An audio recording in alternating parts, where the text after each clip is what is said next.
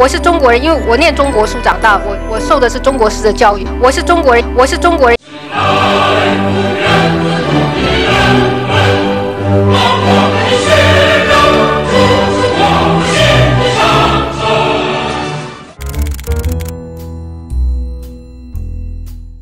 致力确保海峡两岸关系维持和平稳定的现状，以创造台湾人民最大的利益跟福祉。 A joint communique on the establishment of diplomatic relations between the United States of America and the People's Republic of China, January 1st, 1979. The United States of America and the People's Republic of China have agreed to recognize each other and to establish diplomatic relations as of January the 1st, 1979. The United States recognizes the government of the People's Republic of China as a sole legal government of China. Within this context, the people of the United States will maintain cultural, commercial, and other unofficial relations with the people of Taiwan, and other unofficial relations with the people of Taiwan.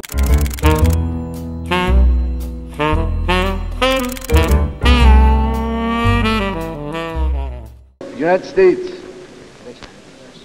Yes. Go to.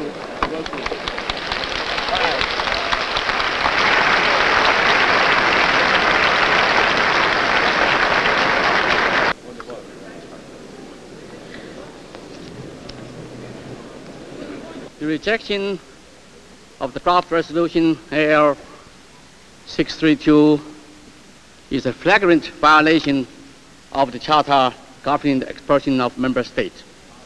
In view of the frenzy and the irrational manners that has been exhibited in this hall, the delegation of the Republic of China has now decided not to take part to any further proceedings of this General Assembly.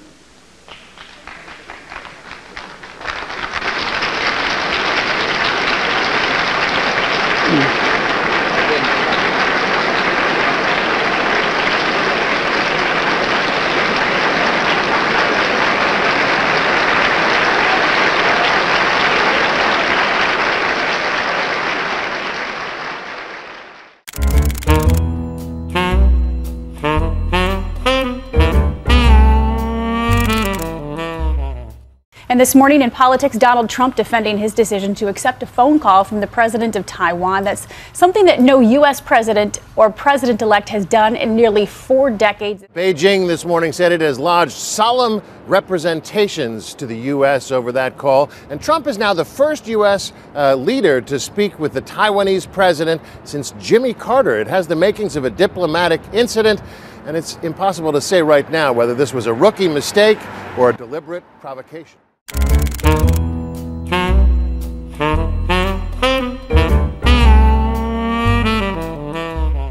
美国白宫事先并不知情，白宫事后出面补救，强调美国依然奉行一个中国的政策。中国外交部长王毅对此斥责台湾搞小动作，改变不了国际社会早已经认同的一个中国格局。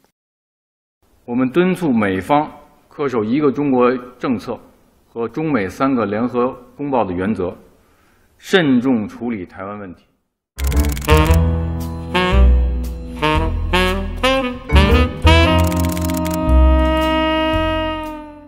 U.S. Secretary of Health Alex Azar arrived in Taipei late Sunday afternoon, marking the highest-ranking U.S. official to set foot in Taiwan since Taiwan-U.S. diplomatic ties were severed in 1979. Unofficial relations with the people of Taiwan.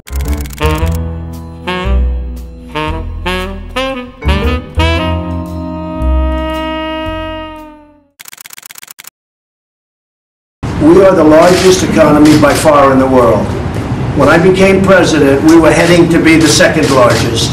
China was going to overtake us. Not going to happen. Not going to happen anytime, I'll tell you when I'm here.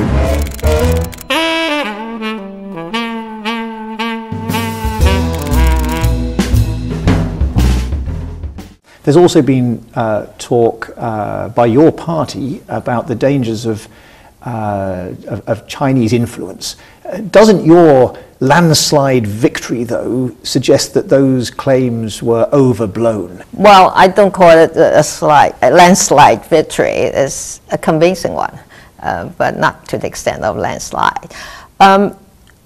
We learned our lesson from the last election, which is a local election, and in that election, fake news, bad rumors, and a lot of other things that are influencing the people's perception here. And as a result, we suffered a lot from that election. So after, and you've no doubt that's coming from China? Yes, to a large extent, yes. We have amended quite a number of laws to hold people accountable if they, are distributing this fake news or manufacturing this fake news. Critics are worried that in itself could be used as an attack on free speech. Yes, and we do it very carefully so that we keep the right balance. So just to sum up in terms of where we are with China, something's changed in your view. You don't buy the idea that reverting to the old compromise, that being more ambiguous about Taiwan's status could take us back to a golden era in which the political differences could be kind of shelved and the two sides could get on with just getting rich together. Yeah, the situation is very different, but I do think that both sides have to think more seriously about the future so that we can coexist for some time and maintain the peace and stability across the Taiwan Strait.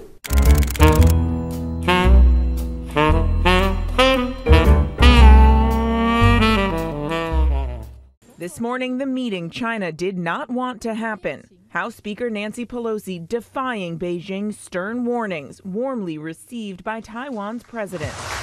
Our delegation came here to send an unequivocal message. America stands with Taiwan. Unofficial relations with the people of Taiwan.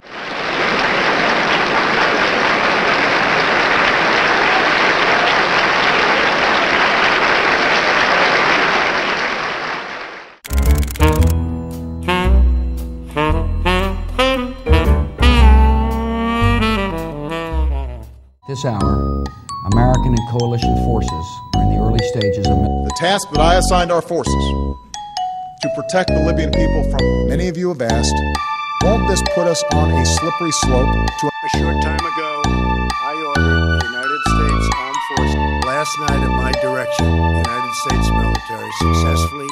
The United States military forces successfully moved a major terrorist threat.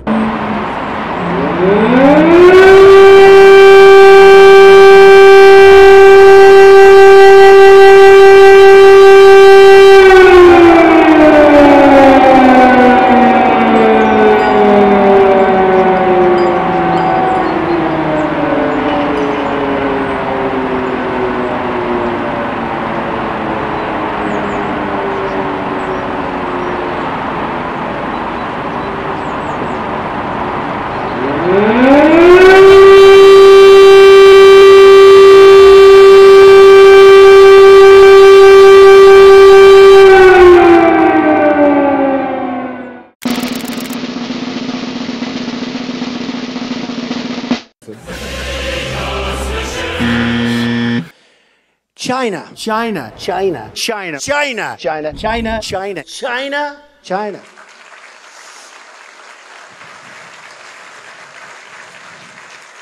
You go over to China, China, China, China, China, China, China, China, China, China, China. You take China. China. China. I love them. China. China.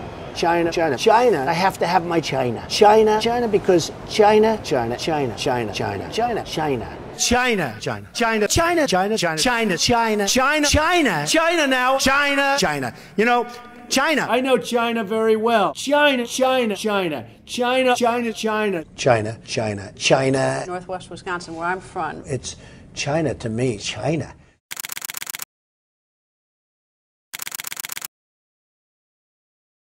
President Biden just updated Congress on what his administration sees as the biggest national security threats facing the country.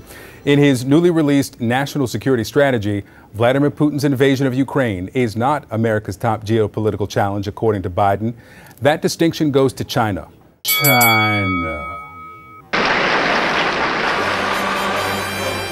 Unofficial relations with the people of Taiwan.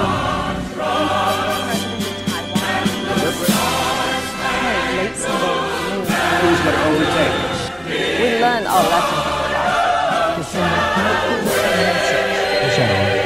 American and coalition forces are in the early stages of The task that I assigned our forces to protect the Libyan people from many of you have asked, won't this put us on a slippery slope to Last night at my direction, the United States military successfully removed a major terrorist